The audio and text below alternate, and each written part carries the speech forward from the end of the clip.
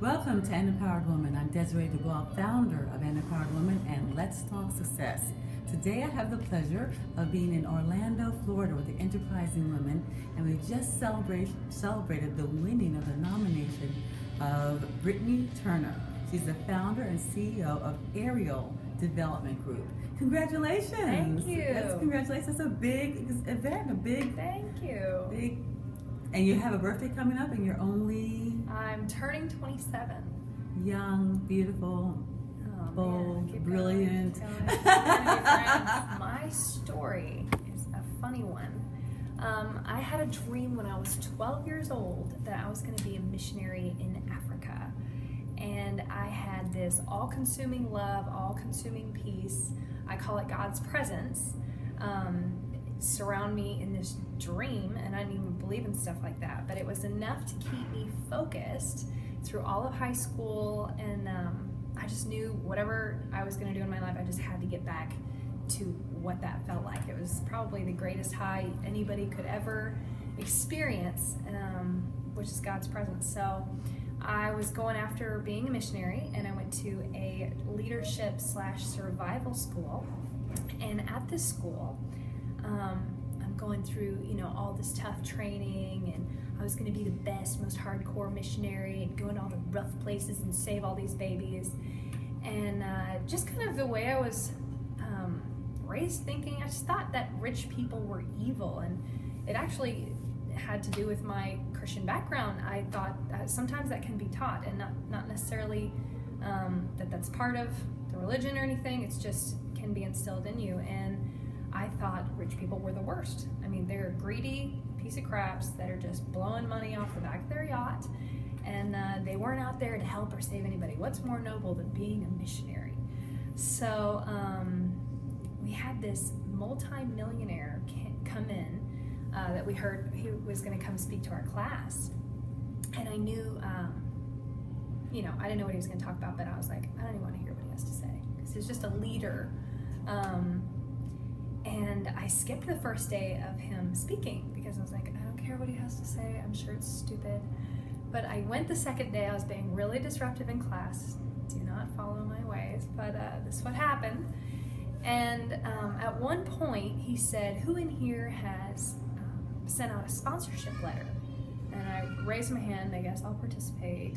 Because I'd worked since I was 13. And I've gone on a mission trip every summer up until then.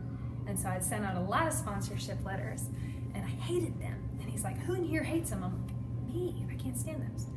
And this is 2007. He says, did you know you can buy a house with no money down, and if your mortgage payment is $900, you rent it out for $1,200, you get to keep that $300.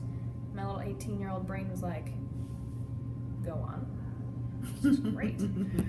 So he said, do that 10 times. You can live in Africa and you never have to send a sponsorship letter again. I was like, genius. This is so genius. So I had somebody tell me, a leader that I really looked up to said, Britnie, nobody's going to listen to you until you're at least 25. So you need to go get some skills that are going to help you when you're in Africa. And so I met with a recruiter 4 times. I was going to join the Army, or I was going to look into buying a house and having some cash flow. And so I met with some people, and I asked them, how do you buy a house? And they went off on this long tangent, and all I wrote down for my notes was, don't buy a house. This is way too complicated. So they ended up kind of forcing me to do it because they wanted a real estate commission. And so I bought my first house when I was 18. Back then, anybody qualified almost for a loan, which I hit the market just right before my house value tanked. And I, in the process of buying the house at 18, I learned you could do this thing called flipping houses and make like $10,000. And I was like, that's more money than I've ever heard of in my life. That is so much money. It's insane. What could I do in Africa with $10,000? And then I learned if you flip enough houses, you could save that $10,000 and you could buy an apartment complex, and the cash flow on that thing is $10,000 a month. then you can build orphanages. And I was like, genius. So what I'm gonna do is I'm gonna work until I turn 26, because I don't wanna be old living in Africa. So I wanna do these hardcore missions. So I'm gonna work until I'm 26, and I am gonna buy an apartment complex, and I'm gonna be financially independent. I'm gonna live overseas. That's my game plan. So 2007 rolls around. I'm gonna jump into the real estate investing business. I had never heard of a global economic meltdown before, but I still didn't know the whole time that the world was going through it, that it wasn't just me being a failure. So everything I touched was horribly a failure. Nothing worked out. I failed at 2 businesses. I called all the We Buy Houses signs. I figured that they would be the ones that knew how to flip houses, and I'll back up one step. I knew I was gonna be, I'm gonna pick this real estate thing. So before I dove in, everything was a failure.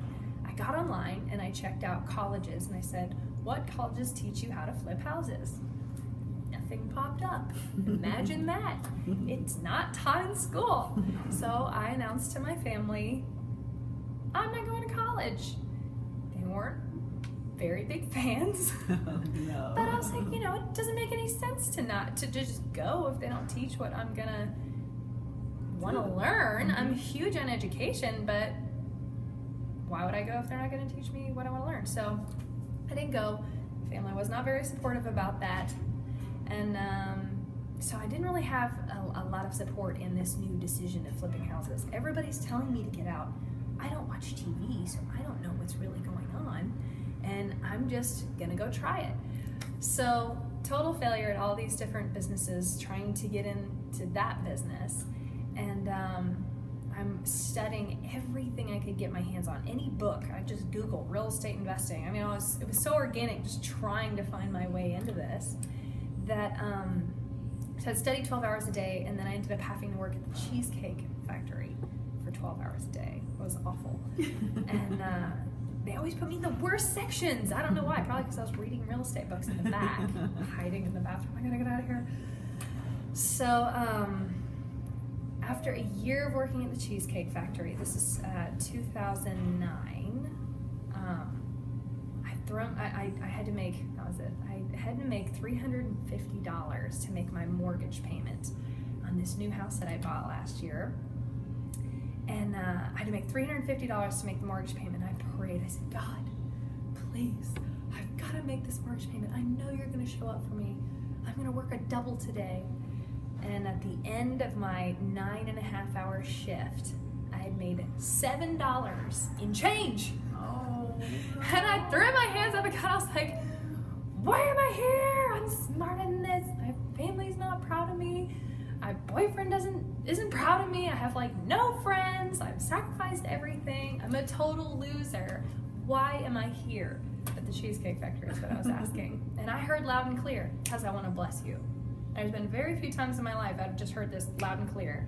And I shook the change in my pocket and I go, really, God? You want to bless me? I said, whatever, God. And I walked off. I went up to the host and I said, please send me home. I need cheesecake. I'm miserable. I haven't had a table in 2 hours. Send me home. He's like, fine. So I go to start doing my final chores so I can leave, and I see, this is how last minute was. I see these 2 guys and a girl walk in, and I said, no. Even if it's $5, I need some money. I just need this table. And he's like, it's not your turn. How is it not my turn? I've been waiting 2 hours. So I talked him in to giving me this table, and they sit down, and we're talking. I get their order, and after a while, I look over, and one of the guys on his wedding ring finger had a ring, and it had the logo of a house on it. Really small on the side, it says the Millionaires Club. Now, at this time in my life, I couldn't find anybody that was a real estate investor to save my life. Everybody was out of the business at this point. It's 2009. And I said, are you real estate investors? And they're like, well, yes, we are. And I was like, I'm going to be a real estate investor. And they're like, really? That's about the look I still get every day. You are a real estate investor? I said, yeah, I am. I said, you probably read Cosmo Girl magazine. I said, actually, I read Success magazine. Thank you. They said, okay. Well, you're probably listening to Hanson on CD in your car. I was like, Hanson? Really, guys? I said, actually, I'm listening to Think and Grow Rich, the audiobook. And they started asking me all these questions. They were so impressed with my answers because I was so self-motivated that they said, you know what? We actually put together conferences for real estate investors to come speak at. Would you like to come be a guest? I said, yes, but it's Mother's Day weekend. My mom's gonna kill me. I ended up schmoozing my mom. She was gonna kill me, but she let me off the hook. And I go to this conference. Now, over the last 3 years, I had become a broken person of just nothing working out. And I learned to give first. No matter if you're a millionaire and I am over the limit on my credit card, you bless others first. Do not become an entitled taker. That is the key, is having your heart right. I don't even really know how to explain this point, but you'll learn it when you learn it. So I go to this conference and I take the speakers to dinner, and I'm like praying that my credit card goes through. And I overheard, because I wanted to pick their brains, I overheard one speaker talking to another one about how he's got all these deals on his desk and how he would teach somebody how to do all these deals, but he needed an assistant really bad. And I was like, me, I'll work for free, I just want to learn. So he ends up hiring me, but I have to move to Nashville in 2 weeks. Never been to this place called Nashville ever in my life. And so pack up my house, rent it out to some dudes off Craigslist, grown men, by the way, and I take a job $650 less than the minimums on my credit cards. Wow. Now remember, I had to live on those things, so I was super in debt, which is a horrible thing, horrible feeling. So I've been living off of them for 3 years because everything I touched failed.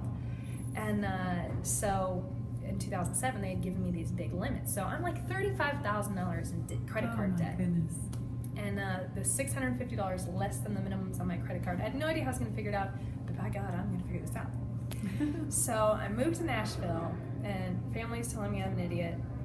Nobody is being supportive, but I'm like, I'm going to do it. And I get fired within 30 days of moving there, after the guys that decided to rent my house out, their first month's rent check bounced. So I'm paying a mortgage, paying my credit cards. I've got these guys I have to evict, trashing my house in North Carolina, and I'm fired. So can't tell my family. I have no idea how I'm going to deal with this. I feel like the biggest loser in the world, and I just spent, I don't even know where I got that money from to put a down payment on this place to rent. That was the last of my money, was this deposit. So I'm in a lease, and I was just absolutely screwed feeling. So the day I got fired, I had actually met, I was a great worker, by the way, but I'm just not a very good admin, I will say that. Okay. So, but the day I got fired, I was at a conference for the speaker, and I met these two guys, and they were these big time rehabbers in Nashville, and they were very loud and very fun. And I got fired, and I went up to them and I said, can I work for you for free? Again, just serve first. You're totally screwed, your finances are a mess, but I just wanted to learn so bad, and so I knew I'd figure it out. And they said no for a while, and then after a couple weeks of just begging, they let me work for them for free. So for the next 9 months, I was living in my car on and off. I didn't tell them. I can figure this out. I went through survival school. I got this. So I learned how to find them properties. I learned how to put together investor funds to fund properties. I learned how to design them. I'm not naturally a designer. I'm not naturally any of these things, but I wanted to go back and make a difference. So they were really tough on me. I mean, they made me work for this thing. But I learned how to design them. I learned how to manage crews, and I got my real estate license, and I started selling property for them. So at the end of 9 months, I found this property, and I'd made them a lot of money over the time. They were so gracious to teach me. It was amazing. But at the end, I'm like starving to death. But I was really skinny. I did look good. That is the one thing that comes from being super broke. You will look good. No fat. No fat left over. But I told them, I said, okay, I found this house. It makes $47,000. I found all the money. I'm going to manage a crew. I'll design the whole thing. The real estate commission, $6,000. If I only take $4,000, will you let me be part of this deal? They had to think about it for 3 days. Which God bless them. So they came back around and they said, yes, let's do this. And so I did my first deal with them, and I ended up taking $3,000, and I spent $2,000 of that $3,000 sending them and their wives on a cruise to say, thank you for being the first people to freaking believe in me. Thank you for believing in me and investing in me. And so I remembered, I've actually got it framed in my house. It's the day I went to the bank to deposit that check. I was negative $865.27 in the bank. Negative. It was like the last minute of the last minute of something going through. And so after that, they're like, all right, you're off to the races. So January 2011 is when I got into my first deal by myself. Now, everything went wrong. This is on Arthur Avenue. I had no money, and I had no backing. I'm 21. I think I'm 21. I don't know. Young. But yeah. 21, 22. And I had to have the seller owner finance the house. And then I used my friends' credit cards to buy the materials, and we did all the work ourselves to manage this rehab. And at almost the end, like the day before closing, the back door gets kicked in, the whole frame gets kicked in, the basement gets kicked in. The hardwood floors go this way, they drug the oven this way, just ripped it up, and I had it pre-sold and everything. And so the local crackhead came up to the house the next day as I'm like trying to clean it up, and he's like, they're coming back for the refrigerator tonight. And I'm like, no, they're not. I had no money. They're not taking this refrigerator. So I slept in the house with guns, and there was no heat. It was like a 6-inch snow in Nashville. Never happens, but they did come back. And I had set up this booby trap thing, and this little mini alarm that I got from Home Depot went off, and they ended up running away. But I was did drop the gun one time. I did drop the gun that night, and it just went off. It was so scary, but you do what it takes, okay? You do what it takes to get started.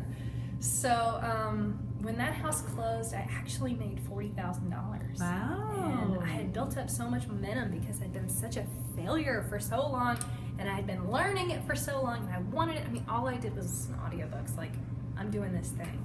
That when it started, I did that. I started doing 2 houses at a time, 3 houses at a time. I was so blessed to have some female investors come in and back me and do these properties, because no bank was going to give me a loan, no way.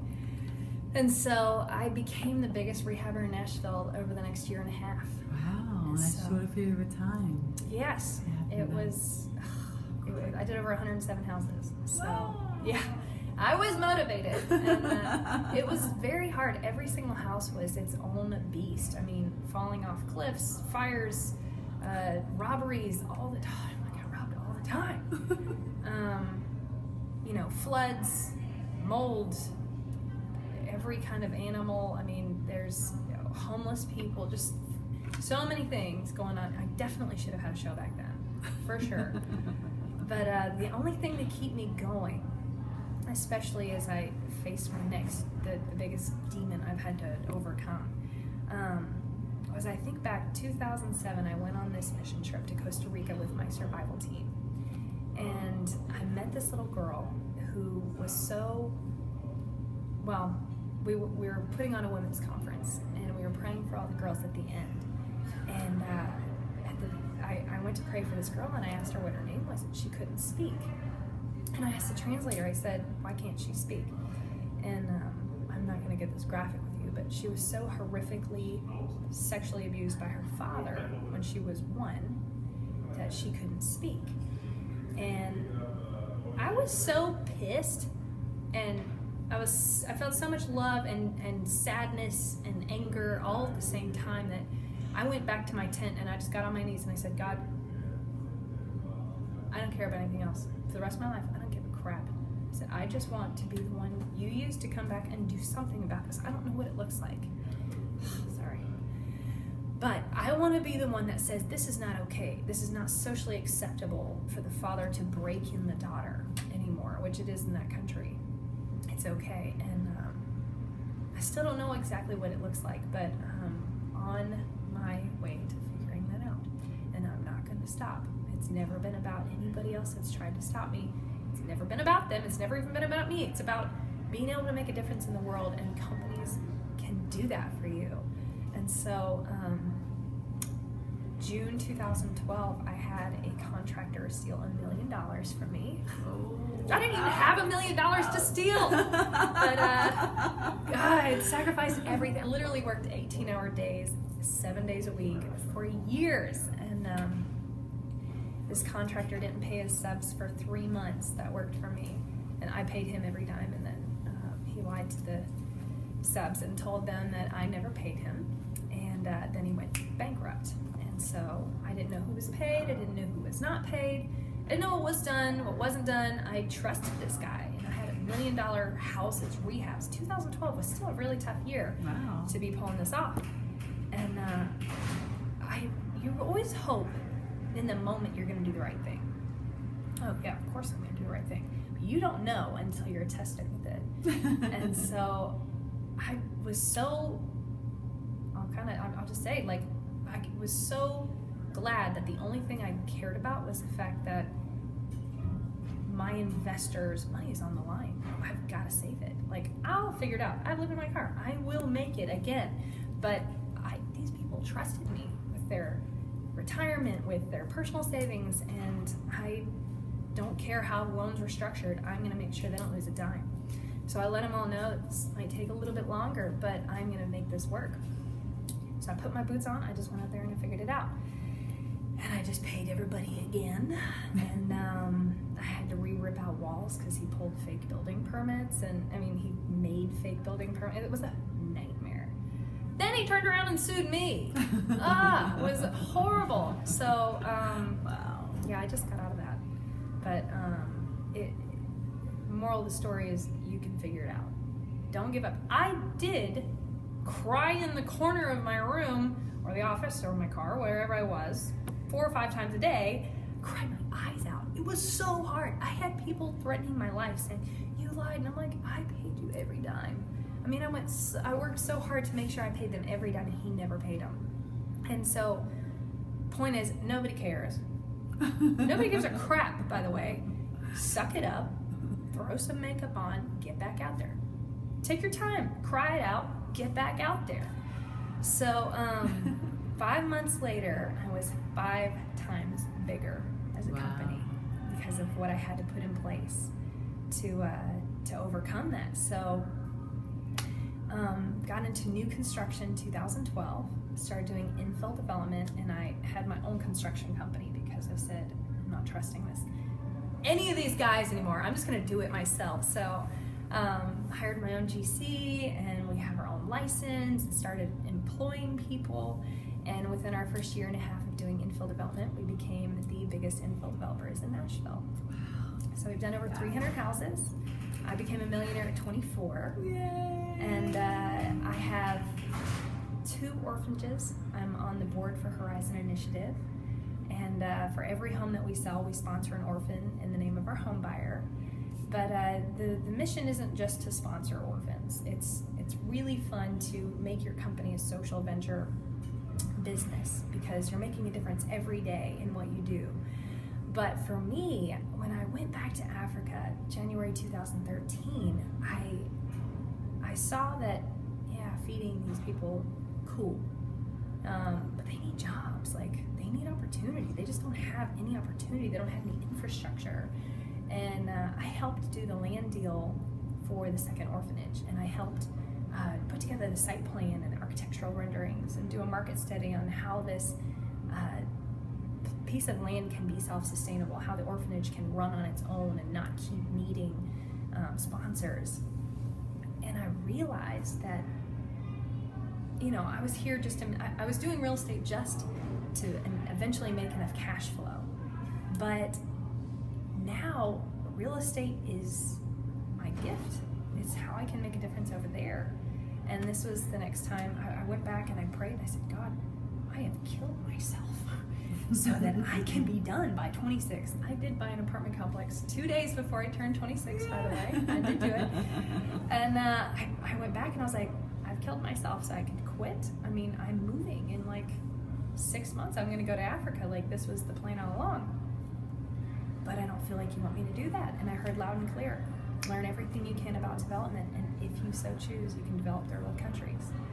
And so, still have no idea exactly what that looks like, but that's how I got into urban revitalization and buying up really rough neighborhoods and investing in them, getting drug dealers out, and turning them. If you can turn somewhere that nobody else believes in America, it's pretty good practice for your next step going overseas. And so that is Britnie. That is my company, and we're still figuring it out. But I want to encourage you, young ladies specifically, women all over, and young guys, get your crap together, all of you. You've got one life. You have one chance. Don't screw around. This is it. This is all you've got. And you can do it. You can't hide behind your age and your sex. You can't do it. No excuses. Well, you certainly haven't. So what was your numbers of your company now? We actually closed out last year right at 30 million, and we have 90 million in developing assets, and that's our 5th year in the business. And we should do close to 45 million in revenue next year. That's fantastic. So we hear about your dream and you give and so forth. And you've heard about your challenges, what would you say your secrets to success? I mean, we can see obviously it's your determination, your willingness to learn, willingness to sacrifice. Any other secret you want to share? Just don't give up. And every time I wanted to give up, I saw that little girl's eyes, and it was enough to make me get over myself and my whininess. I feel so sorry for myself, and do you want to go into depression? I tell everybody all the time, you're gonna want to quit every single day. You're gonna want to quit every day. Just don't. Just keep going. Just keep taking that next step, and it's really just getting out of your own mind and keep moving. You don't have to know you don't even have to know what the next step is. Just keep going. And what empowering thought would you like to leave our listeners with today? Empowering thought. This is very empowering, very inspirational, actually.